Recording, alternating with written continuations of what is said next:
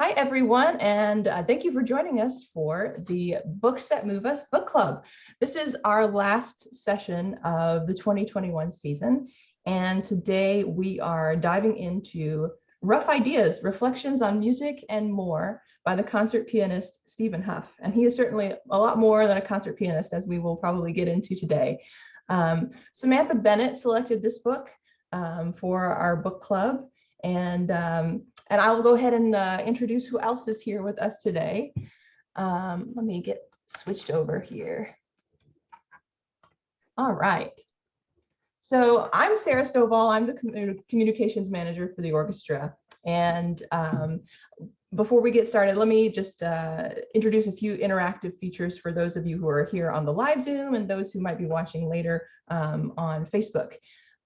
We've got a chat section here where you can submit your ideas about the book, your thoughts, your feedback, comments on anything that we talk about today. And if you have a discussion topic or a question that you'd like to float, we'd love to get that into the mix too. So pop that into the Q&A feature here on Zoom. And if you are tuning in on Facebook later in the day, then we'd love to have your comments in the comment section as well to keep the conversation going. So let me say hi to my fellow panelists. Hi, Samantha. Thank you so much for bringing this book to the book club, and to Kerry Smith, our director of artistic planning. Thank you for being here and for reading along with us. Sam, why don't you take it away and give us an introduction to this book? Awesome. Thanks, Sarah. Yeah, I'm really excited about this one. This is a book that I've just found totally fascinating. Stephen Hough is just an incredible mind, an incredible artist, and he writes about things so well, like so many thoughts that have been floating around in my mind as well. He just translates them so perfectly in a succinct manner to the page. So I found it very interesting. Even the style of this book, I mean, he came up with most of this from, as he says, scraps of paper that he scribbled on, or blog posts, or notes in his phone. And I know I have that. I have a roster of like all these notes in my phone that I'm like, oh, something an idea that I thought about and didn't fully flesh out, but it's like lingering there. So I'm inspired by him in the sense that he had the wherewithal to sort of put it all down and really flesh it out. So I read this book a couple years ago. I'm not sure when it came out, maybe only 2 years ago now, and it was just really fascinating to me. And I thought we would start today with actually me reading just the final reflection from the end of the book. And I think it actually poses like a good question and kind of overall umbrella for the rest of the discussion. So I will read that now. This is the final reflection. To read is to have read.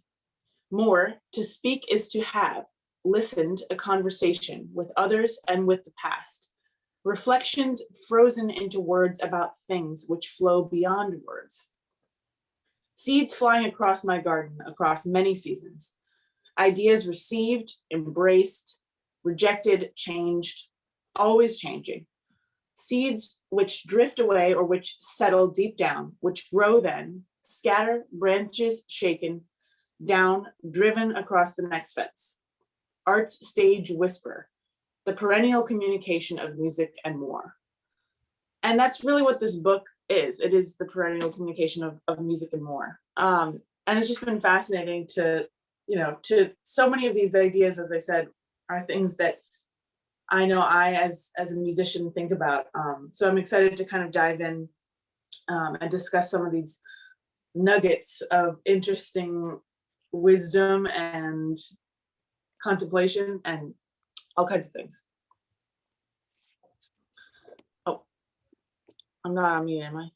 No, you're good. Oh, you're good. Okay. So I thought in talking with Sarah, we kind of thought we might break down the discussion to kind of 3 big categories. And the first one we thought about was just kind of the stage subsection, which is actually how Stephen breaks down the book in terms of categorizing sort of his reflections. And Sarah had an interesting question or just an idea to talk about, which comes from the book, which is that music and the life of musicians are not always the same thing. Yeah, when I read that line, it kind of stopped me in my tracks, and I wanted to write you an email and be like, Samantha, what does that mean? To the life of, that the, or what is that? It's probably means something very different for you than it meant for him, but like, yeah, well, how is the life of a musician and music different from the same thing? Not the same thing. I think for him, I think he does such a good job in this book of kind of humanizing, I guess, the figure of the concert artist, Yes. the performing artist, especially like the solo performer, where you have this kind of this legendary, almost mythical, like living legends status. And I found his story about having his alarm set for AM instead of PM, and like having to rush to a rehearsal. I loved that aspect of his writing, even though some of it is very rarefied, and he has so much reverence for the art form and for performance and for the music that he plays.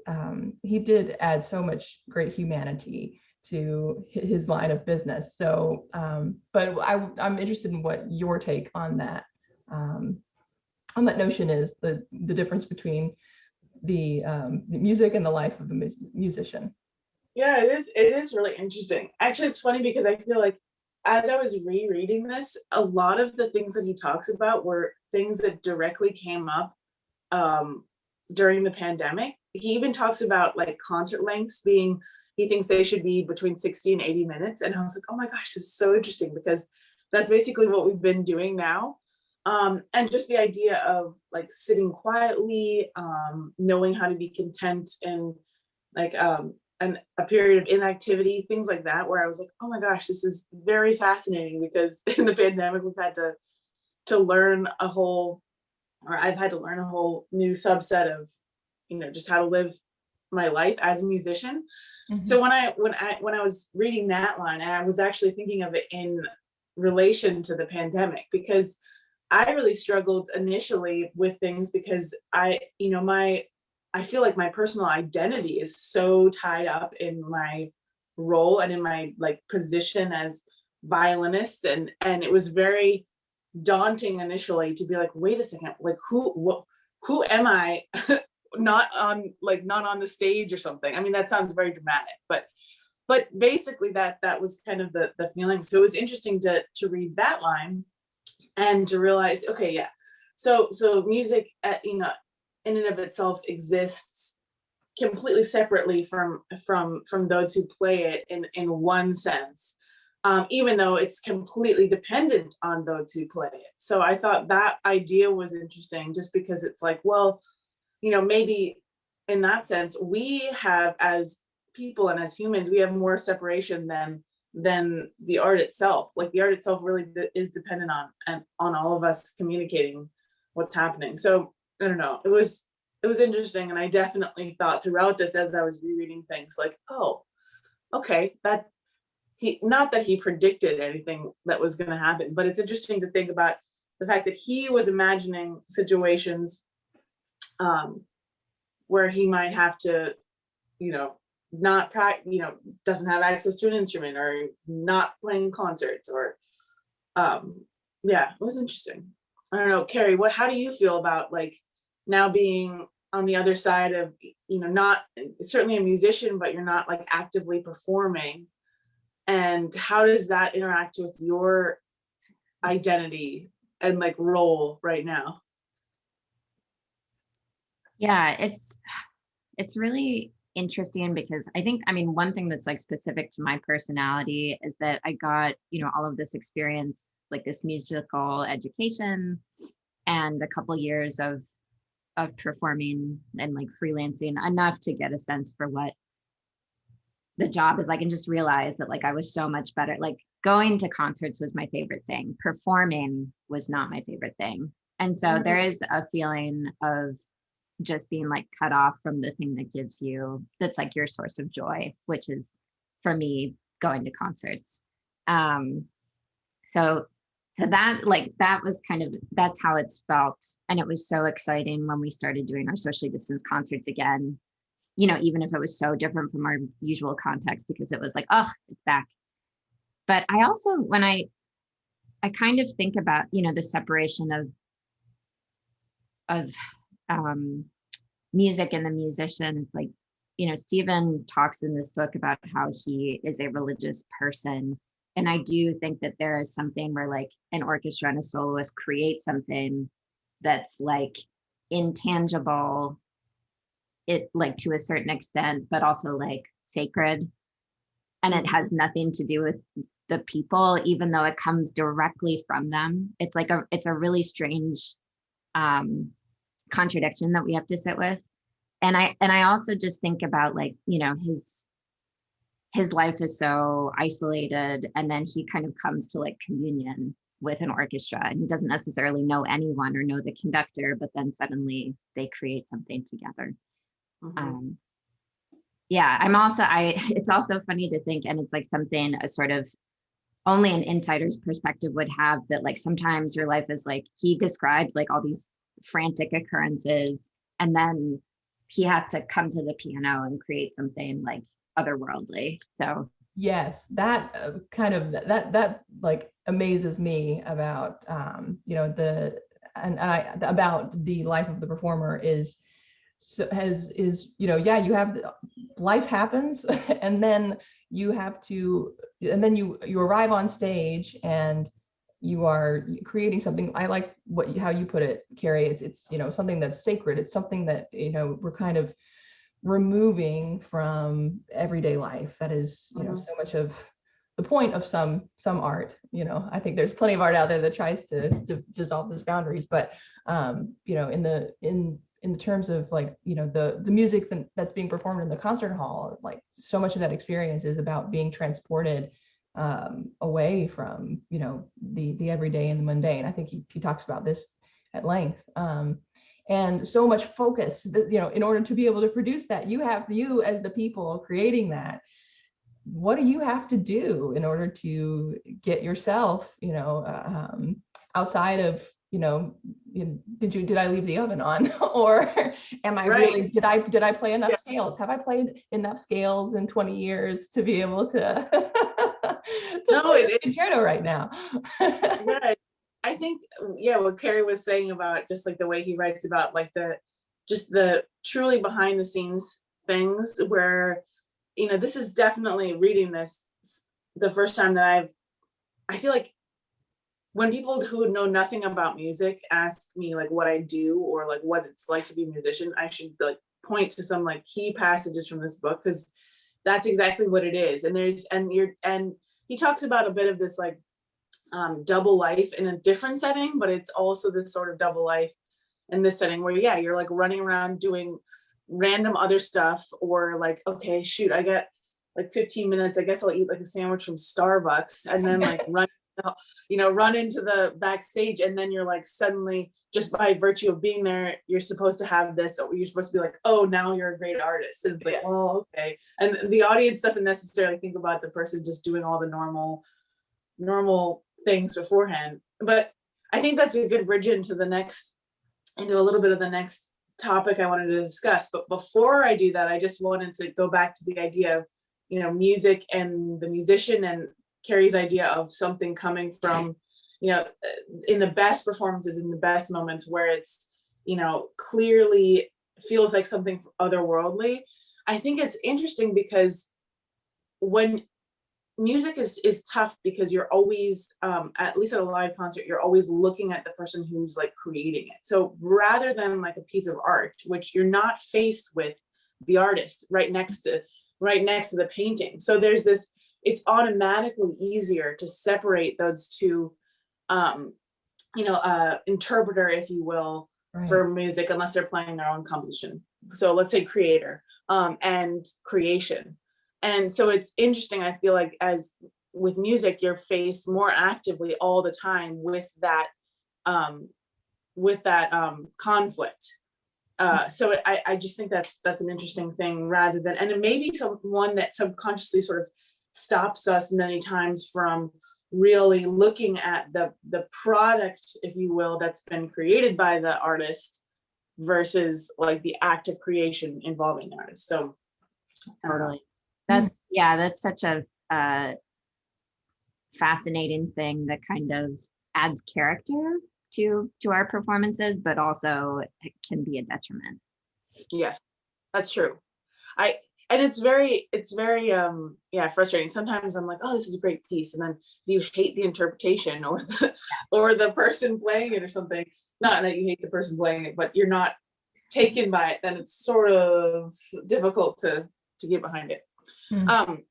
Anyway, I thought this kind of leads into the next idea, which is just like, what is the role of the performer? And he says early on kind of that one of his ideas of the performer is like a shaman in some ways, like taking you through like a transcendent experience. And he also talks about the performer as a joy bringer, which I think is really, really cool. I wanted to read one little passage from what he says about this. And I think for me, this idea is one that's really grounded me.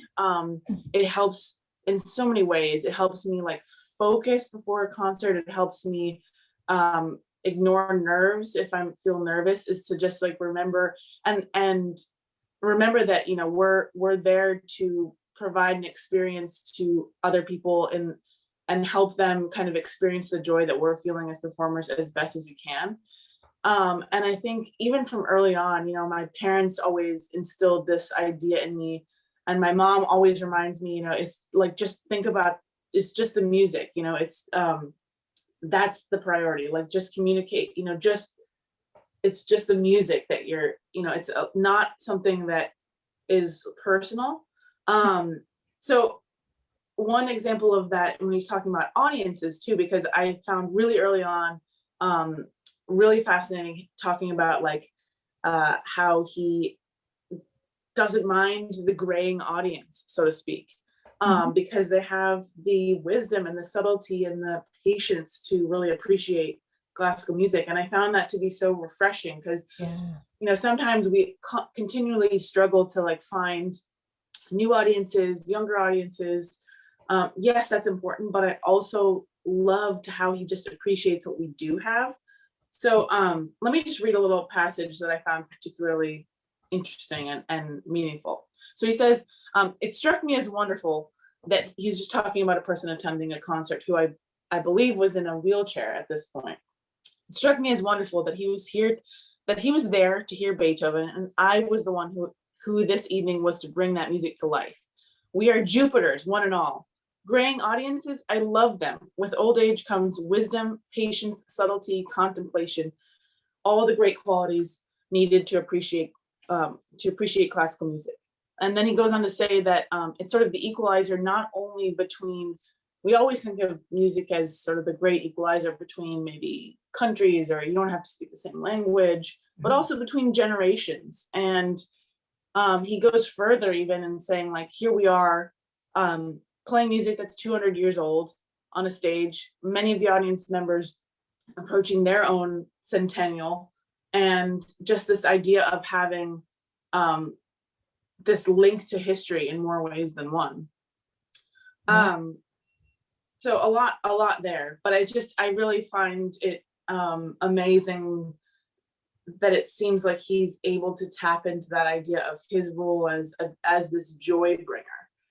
And I don't know, I love that idea about being a performer, because then everything comes from a place of like positivity, I guess, even if it's not necessarily like happy music. I don't think that's what he's saying. I don't know. I so wish I could have like encapsulated more of that, because I am still, but like as a performer, I was so neurotic, and I feel like I would have enjoyed all those years where I was performing if I could have had more of an attitude like that. And like, as you said, just to think globally, because now, because I take in so many concerts, I totally understand that. And as a music student, I didn't. I was like, it's all about me. I also like really appreciated his stories about, wrong notes. And there's Yes. a very funny story about his teacher from Juilliard vomiting at the keyboard. That was hilarious.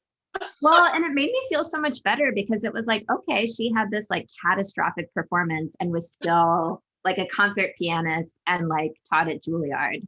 Like I was slightly triggered from like the page turning stories, because the last time I page turned, I was really tired. It was the end of a festival and I like my eyes like skipped a line. And so the person, like the pianist, slapped my hand. And we were in like a really intimate donor dinner situation. And then we all had to go off to like different tables of donors. And I was alone with the donors. And they were like, wow, you really messed up, didn't you? And then like the whole dinner conversation was about my failure. And it was like, okay, well, if Adele Marcus can throw up at the piano, I can come back from this. Yeah, I have to say that his description of page turning didn't make me feel any more confident about when I have to page turn. It is literally the most nerve-wracking thing. God, it's awful, because he talks about it. He's like, yeah, this person that you may or may not know has the potential to completely ruin like everything that you worked for. I'm like, oh yeah, great. Now I'm already nervous and hate page turning. And now this has reinforced my idea of the fact that it's truly the most difficult thing ever. I know his description of how physically intimate it is, like, you are going to know what that person, your page turner had for dinner, probably. Yeah. It just like brought me back. I mean, I'm so glad that I haven't had to, I have not turned a page in many years. I think it's back in high school turning pages for my mom in church, so it was, at least I had that, familial relationship. That's actually great practice. Yeah, it is great practice. And I have, fortunately, mostly good memories of page turning, but yeah, it is a hard job. It really is. Yeah. Just one last line I wanted to read on this kind of a little topic, which I really thought was interesting, because for me and for a lot of orchestral musicians too, we play the same pieces many times, and the same war horses, which audiences know and love, and that's a huge part of our repertoire. And it was just interesting to hear what he had to say about playing pieces over and over again, and the idea that, and again, a lot of things were very clarified by how he relates them to visual art, and how we don't necessarily think, well, gosh, I already saw Afternoon at Le Grand Jeté once, I'm not going to go see it again. No, every time you see it, it's a privilege to stand there in front of that painting and see and absorb what it's giving to you. And so for me, that was really interesting, and I think I might be able to sort of shift how I approach pieces that I've played a number of times. How many times have I played Beethoven 5 now? Many times. And not always do I think, oh, I'm getting something new or more, I'm getting to a deeper level with it. Sometimes I am, but sometimes I'm not. And I think, again, it's important to relate it to the audience. And he says at one point, there's always someone who is seeing a certain painting for the first time, hearing a certain piece of music for the first time. And for someone else, it will be a chance to revisit an old friend. So it's just really poignantly put how, you're going to have an audience of many different people with many different experiences. And it's probably in every concert, probably someone's first time hearing a piece. And so it's not, we don't have the luxury of going like, oh, okay, this is this piece again. No, for that person, it's the first time. Right. And the opposite is true too. Other people who have heard this piece and loved it are there because they're revisiting an old friend. And that totally changes the way that I might interact with some of these pieces, which are so familiar. If you think of it from a friend's perspective, it's just, I don't know, it just changes the way. There's a warmth that comes from that, from approach, from thinking about a piece as a friend. And I really like that idea. Yeah, and I've been learning a lot through this book club actually about that important stage between hearing a piece for a first time and it becoming an old friend, where you need repetition. Like because of music's ephemeral nature, something that happens to us, in a limited time span, and then it's done. It's just existing in our oral memory. We need repetition in order to really get to know these pieces, and it's something that Berlioz was talking about in in the book that we read earlier this year. He kind of had a more cynical view of it, but he said that, he didn't have too high of a regard for the listening public, but he said that, oh yeah, they'll come around eventually and recognize a great work if they get to hear it often enough. So, but I think there is that we have to get exposed and reintroduced as listeners to these pieces, and that's just not that's not our usual way of really consuming entertainment or leisure activities or anything anymore. I think it's just something like I think maybe we're used to in this culture. Oh, I've heard that, I've seen it, I've read that, I'm done, I'm moving on to the next. Once is enough. Yeah. But these pieces are not, classical music pieces really, they defy disposability in that way. You have to, there's so much information. If you are able, if you're, how to attend. And that gets into the subject of like audience member virtuosity, which is something that I have think about a lot. But we can, maybe we'll get into that later. No, I think that's a great thing to talk about, both the mental concentration involved in both listening and playing. And I love his definition of a musician too. That was so great. And just the idea of, the classical music audience isn't a passive, listener. It's someone who's actively responding, and they're essential to the performance. And that's something, again, I was just like, COVID times, as I'm reading this, I'm just like, wow, this is so interesting to read in this setting. And yeah, that having a live audience there, he says something like their attention amplifies the atmosphere on stage. Yeah, which I loved. And it's so true. It is so true. And I just thought it was also wonderful because his idea of the musician is listening to, let's see if I can find where it is. I think I have it here. Yeah. Do you have it? Yeah, listening to music should always be, is this the one? Should always be an active process. Mm-hmm. And those who attend, a pregnant verb, those who attend concerts, who listen, who respond, who treasure what they hear are musicians. I love that. When vibrations in the air create vibrations in your souls, you're a member of the club. I want to just frame that and put it up on my wall, because I love that. And I love the idea of everybody who's in the room is part of the concert. Even if you are, there seated in a chair, yes, it's a deceptively passive seeming sort of activity to go to a concert. But it does take a lot to bring yourself to some of these works, especially if it's new, especially, maybe if it's unfamiliar. I'm sure you have a lot of thoughts on that, Samantha, with as much new music as you play, stuff that kind of defies Western harmony and tonality. And when I was in school, studying music and taking new music classes, I had, I was doing a lot of listening homework, being like, this is not fun. And I had to really come to, I don't know, have a come to Jesus moment with it, where it's like, this requires more of me, to show up for these performances. And, you could say for the people with the 21st century attention span, it requires more of us to come to, to show up to a 60, 80, 90 minute, 2-hour concert, and to attend, to listen and to have an experience with it. And I don't know that, that it necessarily means you need to have read the program notes, or you need to know, you need to have 5 biographies of Beethoven on your shelf.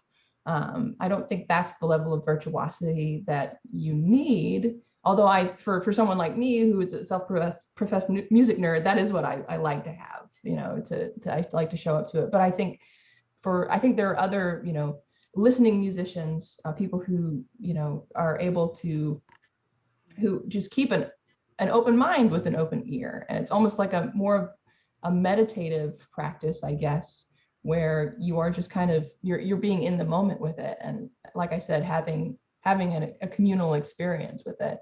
And I think I agree with Stephen Hough. I think, people who attend concerts like that, they deserve the title of musician as They well. want the title of musician. Yeah. But that's my soapbox I'm now stepping on. I found it interesting, I don't completely agree with, the way his idea of contemporary music. I think some things are really interesting, but then I'm also like, no, I don't think this. I think, something, I think that's not quite it. And but it was interesting like, just a quick interjection. I think it's hard to accept his frame when he's not working with that music regularly. Very good point. Yes. Yeah. Also. Yeah. Yep. No, I agree, Kerry. Yeah. But continue. Sorry. Oh no, feel free. Like, don't be. I'm gonna jump in. I was just gonna say that, like, to Sarah's point of it requiring more of you, and showing up in a different way. I think that is really interesting, because it is something that is abstract, and not all contemporary music is, and you'll hear me droning on about that another way too. But having something that's sort of abstract, or not representative of anything, does mean that it requires us to put that meaning onto it and into it. So I definitely think that's true. And sometimes, and that doesn't, I think a lot of people maybe worry that, like, if they can't turn that on, then they can never turn on. But I have that too. Like, it does take a great mental effort to, like, put yourself in that place to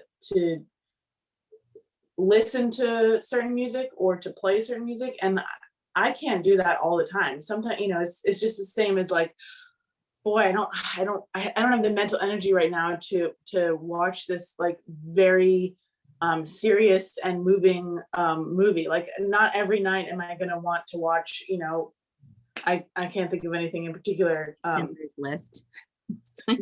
Right. I'm like, once a year, once every couple years. Right. Yeah. And that's okay. It's like, I feel like a lot of times we have this idea that we should be able to consume anything and appreciate anything at any point, no matter what. And it's like, no, there's a context to everything. We have to be in the right space, and it's okay to give ourselves a space to recognize, now is not a good time, that's all right. But and that's what's sort of tricky about performing, though, because sometimes you don't have that luxury. You're like, right. Okay, I really have to go out there right now and play, whatever it is, Kreutzer Sonata, and it has to be profound. And you're like, oh God. But yeah. Shall we? Maybe I'm not sure how we're doing on time, but maybe we can kind of move on to the next sort of section. Sure. Which we actually are already kind of doing, just thoughts on contemporary music. And again, his idea of comparing music to art is helpful, because, if you think about, like, concert hall as a museum, that's where you're revisiting all of those old friends that we talked about earlier, and you're discovering the new friends that you didn't know before. I thought it was really interesting, kind of how he talks about practicing, how he talks about mental, the idea of mental training, and those ideas, and just the idea that, even playing an instrument as an amateur, which I love the way he describes an amateur. Yes, I highly identify with his his description of amateurs, and that I think, what did he like? It's like a love that that you don't let obstacles get in the way, or how did he say Yeah, it? amateur. I Yeah. mean, just in the sense that the word itself comes from a love of, doesn't actually have anything to do with skill. I think we should permanently change the definition, by the way. Of because amateur? I mean, I don't think there's a point in having a word that describes an audience member's level of skill. That's pointless.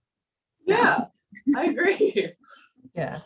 Okay, so Stephen Hough defines amateur as not someone who is less good than a professional, but rather someone for whom love overcomes obstacles. Aw. If we think of practicing itself from the viewpoint of love, I think many things will slot into place. And so, yeah, for me as someone who, is a kind of a weekend warrior musician who likes to play in bands and stuff, but yeah, I appreciated his kind of his nod to that level of musician who, somebody who it's something that I do it's not as my day-to-day profession, but it is something that I cannot seem to get away from, no matter how not to say that I've tried, but no matter how life, seems to take me in different directions other than, say, a professional music career. Music is always there. It's always, something that I call a persistent itch that I seem to have to scratch. And I'm really glad that, that I get to do that. I get to live, that working for the orchestra in the marketing department, and I get to, think and talk about music all day and how to share it with our audiences. It's really nice. But in terms of like my own playing, it is, I appreciate that definition of amateur. It's like, yeah, no matter how much life is happening, I think, however many obstacles that life is going to throw at me, I'm always going to find a way to probably gig with my bands on the weekends. That's awesome. Yeah. I have a question for you, both of you. Do you think that good digestion and the ability to sleep are more important than actually practicing? Yes, I'm a yes. In my experience so far. But like I said, I'm not playing at Stephen Hough's level. Man. It's interesting. I think it depends on the context, which might be the wrong answer. And I know what he means, because I know he's talking about his own life, and there is, but I don't know. I never sleep well. So I can't imagine being like, oh, I didn't sleep well, so I can't practice. It seems like, Right. or yeah. Can't perform. So, but I understand what he means. I think from his perspective, it's important to approach each practice session with a healthy mind and healthy body, which is totally true. Mm-hmm. Yeah, and something Sara brought up when we were just talking about talking before, in advance of the session, was like the law of diminishing returns, which is a great way of putting it, which I hadn't thought about. At a certain point, and it was great to define it like that, because I'm, probably anyone who's worked on anything, writing an essay or something, at a certain point, you're like, okay, I'm not really getting anywhere with this. Yeah. Now I can, if you have a deadline, it's one thing, but otherwise it's like just trusting that it's okay to walk away at that point is so hard. And it's taken me years to trust myself in that process too, because, and maybe this is an issue with, music education at the conservatory level, where you're just like, programmed more is more and more and more and more and more is more and more is always better. But I certainly have learned so much more about just trusting, okay, I don't need to drill that a million times.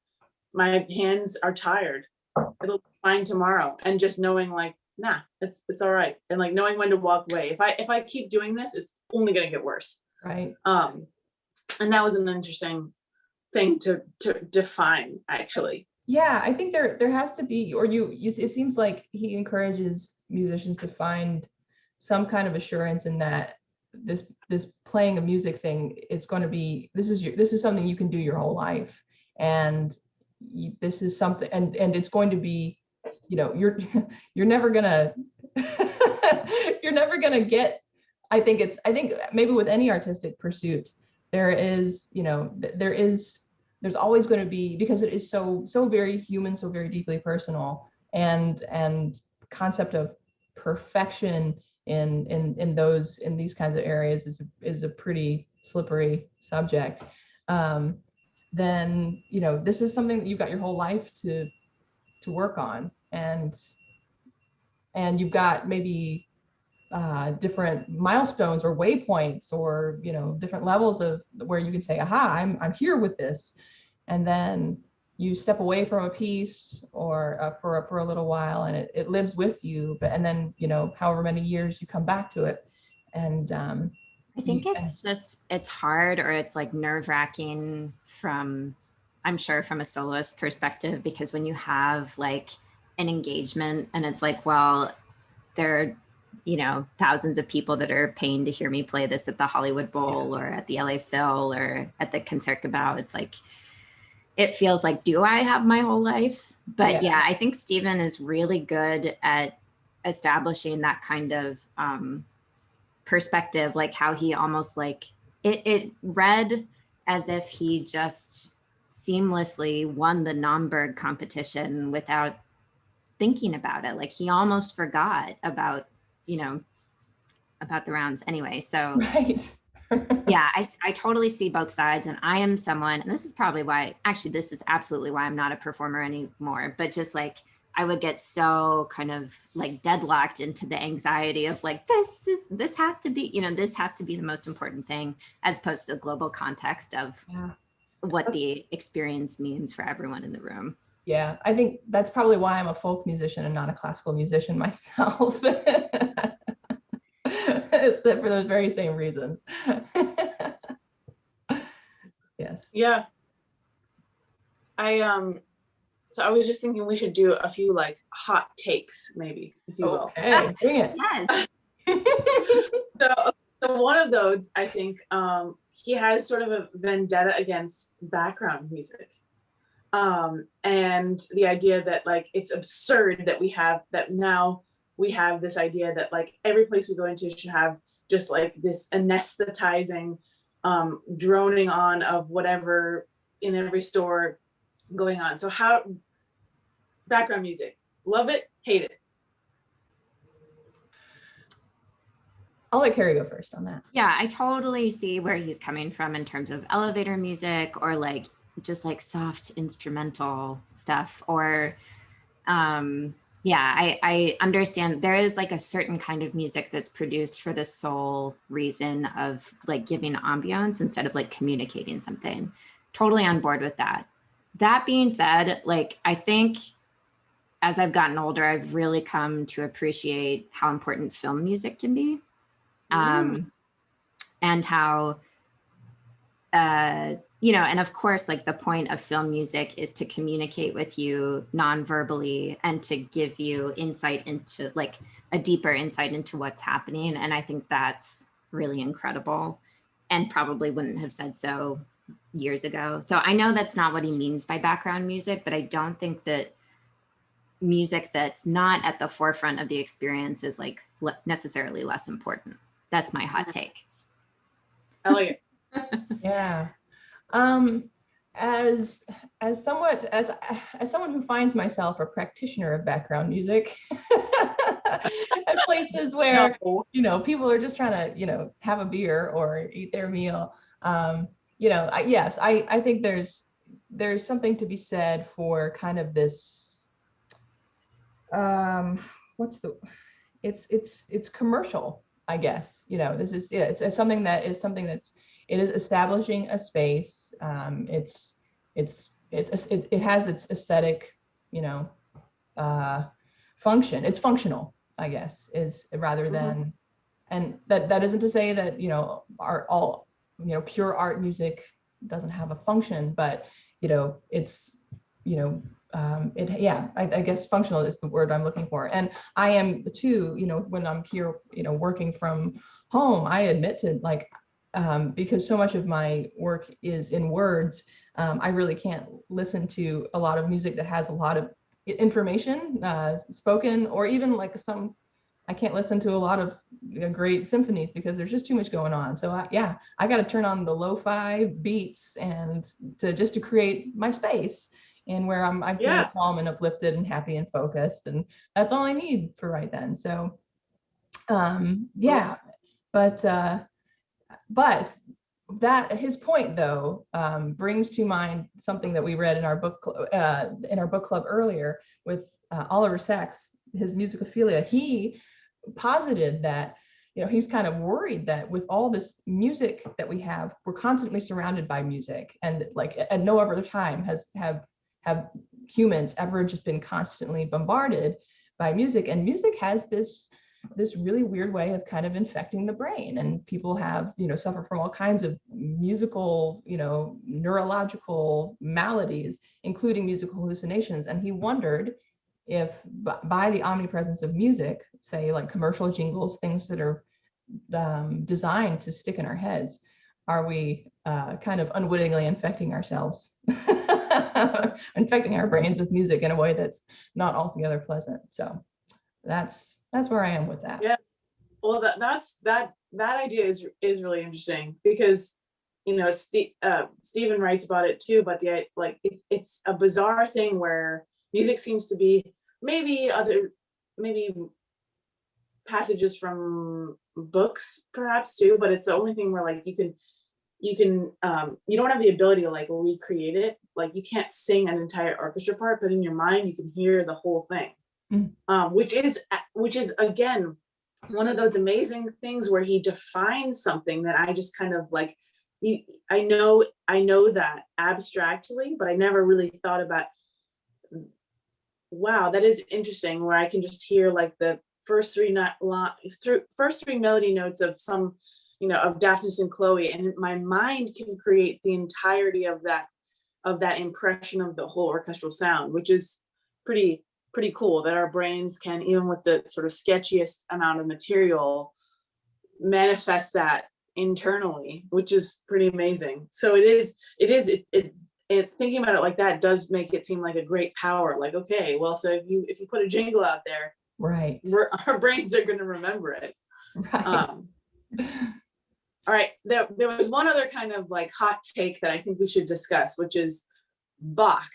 Love it or hate it, which is really extreme, because people are probably gonna be like, well, what? How could you possibly hate Bach? But what he's really talking about is the idea of like, okay, a composer that you love, do you have to love every single thing that they have written? Or is it, how do you define that? And it was interesting to hear him write about someone who's sort of universally acknowledged to be, great, which certainly he's not arguing that he's not, but interesting idea. Kerry, I feel like you should start us off with this one. Well, I thought this was so interesting because I have so much respect for someone who has like the guts in the classical music world to be irreverent and to say like, yeah, I don't get it, because you're not supposed to say that. Like everyone is like, oh, Bach, yes, the great father of all counterpoint and our harmonic language and all that. And I get it's interesting. I just think this is so interesting because I can understand from his perspective, and someone who spends so much time with like some of the greatest, piano repertoire period in the canon. I can understand why like it's not as thrilling. I feel that way about like, solo Bach. Like for instance, I have been to one of those programs where a cellist plays all of the solo Bach suites. It is very interesting. I'm glad I did it once. I think I'm good now. And like I was a violist and I would never pay to hear a violist do that ever. But what I find really fascinating about Bach, just through experience, and of course he was a very religious person. He was a church musician, and I just think the St. Matthew Passion and St. John Passion are unbelievable. And for me, that is where like I want to spend my time with Bach. So I think it's I'm sure from Stephen's perspective, it's like he's thinking probably from a keyboard perspective because Bach wrote so much for the clavier. But I think it would be interesting to hear more about what he thinks about those works, or if he spent time with them, because anyway, but I will say that he goes on to talk about like Chopin and Liszt at length. And again, I'm not a pianist, so I don't know, like, and I never got to the level that I would be playing Chopin or Liszt, so I don't know like what it feels like or intellectually what it's like to learn some of those works. But from the orchestra perspective, like playing the Chopin piano concertos, like the orchestration is terrible. And it just like, I don't know. And I don't enjoy Liszt. And he mentions he talks about like, what do you need to know about a composer to appreciate them? And he talks about some things that are interesting. And for instance, like I knew that Liszt and Wagner had a connection, but I never thought of them as musically connected or like, kind of influencing, one influencing the other. And so maybe I'll revisit it and think about that. But yeah, if anything, I'd be like, let's ditch Liszt and spend a little more time with Bach. So yeah, my hot take is I appreciate that he's thinking critically about it because a lot of people don't, but I'm still curious to know more. I did think, I was like, okay, I like this. I like his debate style. And a lot of times in the book, he does this idea. He takes one idea, fleshes it out, and then the next little bit is the opposite. But then I did think it was diminished by his love of Liszt and Chopin. I was like, okay, but really, really, no. But again, yeah, I think like Kerry, I did play piano fairly seriously, and did play some a bit of Chopin, but even in that capacity, I was like, oh, okay, I think I like Beethoven better. Yeah. Yeah. I guess for me, as far as loving or hating Bach goes, I'm in the love side. I didn't I played a little bit of Bach, coming up as a young violinist who was struggling to decide whether I took a liberal arts or a conservatory track with my music education. So but I appreciated with like, some of the simpler, more approachable sonatas and partitas that I learned. I appreciated his kind of comprehensive approach to instruments that, that's the definition of etude. This is music that's beautiful to hear, wonderful to, listen to, but it's also going to teach you a lot about your instrument, and just how to wrap your hands around this thing. So I think he's like that for pianists as well. And I guess so yeah, I'm an appreciator of Bach. I know he was like hearing Bach as a very, very young person. I think I have really strong memories of actually hearing a recording of his Jesu, Joy of Man's Desiring, as like being one of my like earliest experiences of being just ecstatic about music and being like, this is something I think I want to do, or like this is something that's going to be like a guiding force in my life. So yeah, I think I'm a little attached to Johann Sebastian. Yeah. I definitely am. I think when you were just speaking, Sarah, like it made me think about practicing, the idea of like how it feels on the instrument to play Bach. And for me, like practicing Bach is one of my very favorite things to do. Yes. Like, and it's the idea of what, Stephen talks about it too. Like if you approach, and this is what he loves about amateurs, about if you approach practicing from that place of love, it's also like much more, it's just a better way of doing it. And sometimes I even like perhaps subconsciously, like if I need to get myself in a mindset where I, really don't feel like working on this stuff, sort of actually playing through some Bach that I know and that are my old friends, like gets me closer to that. Yeah. Even like in auditions, a lot of times I'll in the warm-up room not be practicing the excerpts anymore, and I'll just be playing like playing a solo Bach thing, just because it's like it's a way to like really, it just reminds you of like that the instrument that I'm playing is like a beautiful instrument. I don't know. It's really, it's just really calming. And maybe it's cliche to say that about Bach, but there's something about just the way he's written it, the way things work for particular instruments, where it's like focusing and centering. And there's just so it's interesting because I just feel like you could practice Bach indefinitely. And it never feels to me like I am bored of it or am not getting something out of it.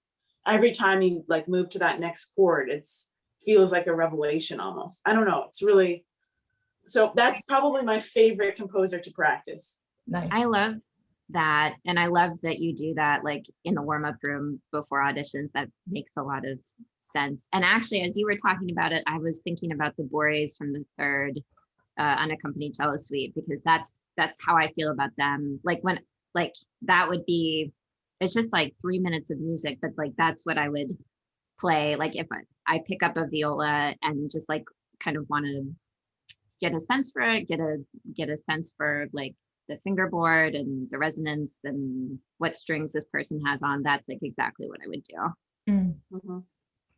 Nice. Oh, that's cool. Yeah. Well, we're getting close to the end of our hour. Samantha, I just wanted to invite you to, if there's any last, like a closing hot take or a discussion topic or anything you wanted to close us out with on this awesome book, which is going to stay in my Kindle forever. I know. Well, I think maybe we can just end briefly by, I love the idea that he has this motto that's everything matters, nothing matters, and this binary. And, that's such an important concept for performers. And I feel like for all of us, to explore both sides of that, it's good to be focused on the details. It's good to be, and certain contexts require that, but then it's also so good to have this reminder of, as we've been talking about, the global picture of what, everything has its place within the larger whole. And, practicing and performing, that's something that I have to train my mind to do all the time. In the practice room, you have to think about every single little thing matters. And you have to be like this engineer building the airplane. And then in the performance, none of that matters. It's bigger than that. It takes on a life of its own. And now you're up there flying the plane. And if you start to think about, oh, well, the rivet holding this wing on, is that tight enough? Then you're totally screwed. But it's, more than that, practically, I think it's a really interesting idea, and something where if you get into a mental rut or just in daily activities too, it's an interesting tool, I think, to like flip your brain and, then go to the other side of it. Like, okay, but nothing really matters. It's all part of the flow of the universe, and it's good.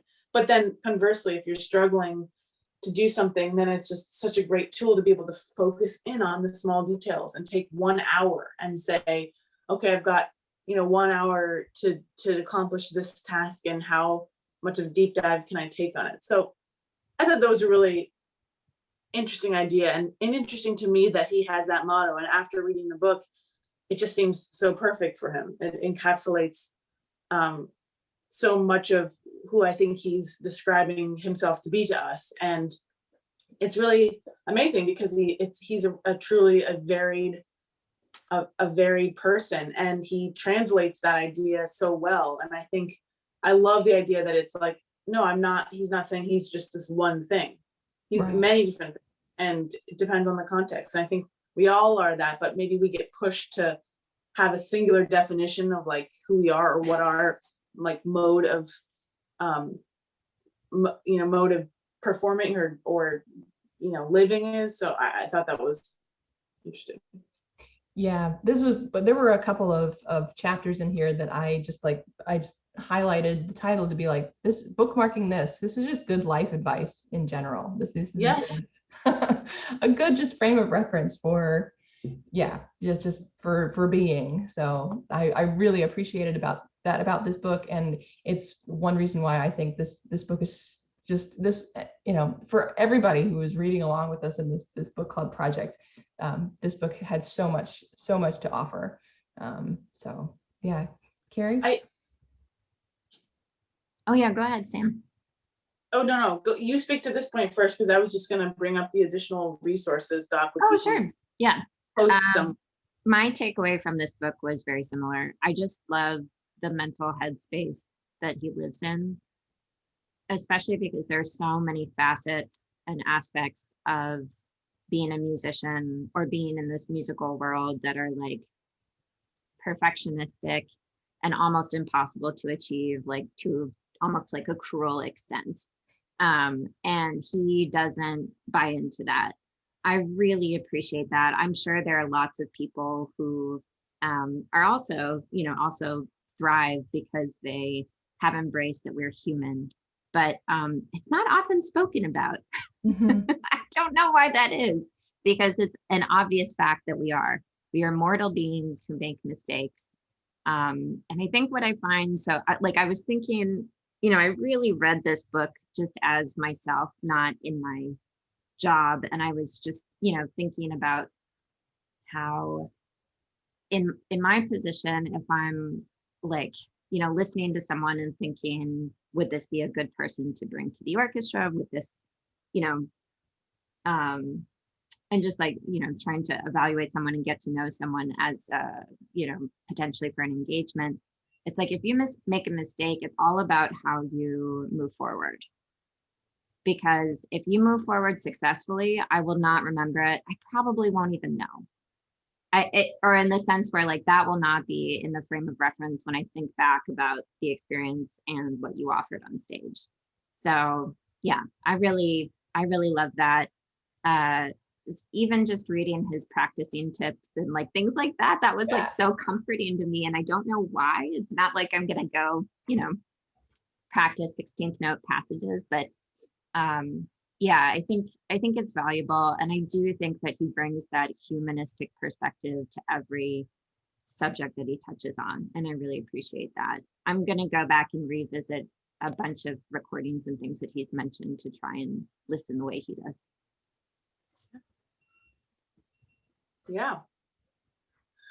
To that end, we have, I think, I don't know how, if we can post it somewhere, but we put together like a little, a document that pulls together some of the YouTube performances that he references and a few other things that I found to be really interesting to look up, from Schubert's Winterreise to Rachmaninoff playing Chrysler, a number of other things. So we'll try to get that out too. Yeah, we'll share those in the Facebook comments and also on YouTube in the description there. Well, we can post all those resources there as well.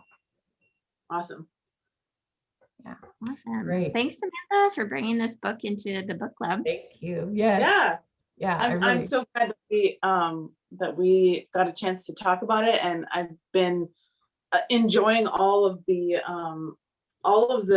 books so far. I just think it's been a really awesome program, and thanks Sara for spearheading, and Kerry for everything this year. It's been really fun. I can't believe this is the last one. Yeah, but that is yes, this is our last live, our last virtual book club meeting, but I do want to mention that we have a whole list of other books that are up on our website that our musicians selected. They just cover a range of topics from musical to everything else outside of music. So if you want more supplemental reading as you head into summer, check out our website, the books of note webpage, which has all of our readings for this book club, as well as some great podcasts that you can listen to that Kerry has co-produced with our artistic advisor, Jeffrey Kahane. So those are lots of, and those are all based on great reading selections as well about music. I would be remiss if I did not thank the sponsor of the Books of Note program, the Gulf Coast Community Foundation, for making this really, this new experience, this new way of connecting with our audiences, and connecting our audiences and our musicians possible this season. So it's been an extraordinary time, and we are really looking forward to getting off screen, I think, and back into real spaces as safety permits. So anyway, thank you, Kerry. Again, thank you, Kerry and Samantha, for joining me today, and thanks to everybody for tuning in. And I guess we'll see you hopefully in the concert hall really soon. And all right, everybody, be well. Take care. Bye. Thank you.